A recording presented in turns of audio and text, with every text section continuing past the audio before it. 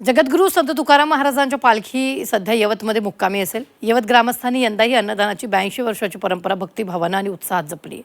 लोणी काळभोर ते यवत हा पायी प्रवास करून आलेल्या लाखो वारकरी भाविकांसाठी तब्बल 1.5 टन पिठलं आणि 1.5 लाख भाकऱ्यांची मेजवानी आयोजित करण्यात आली।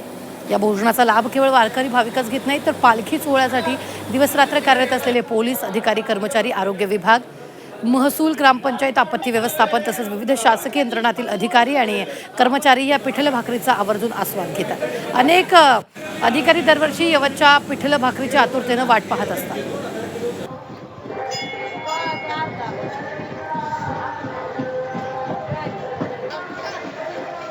सालाबादप्रमाणे जगद्गुरू संत तुकाराम महाराजांच्या पालखी यवत मुक्कामी आज रात्री 8:30 वाजता येत आहे।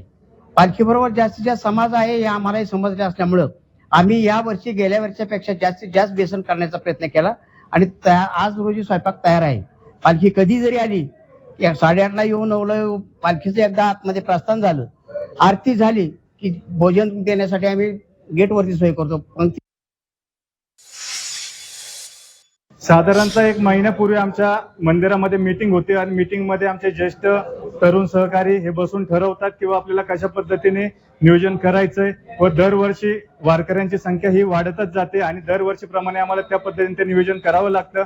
मागच्या वर्षी साधारणतः आम्ही 2 टनाचं बेसन या ठिकाणी बनवलं होतं। या वर्षी आम्ही 2.5 टन बेसन या ठिकाणी बनवले व साधारणतः 2 ते 2.5 लाख भाकरीचं एक आम्ही उद्दिष्ट ठेवलेलं आहे।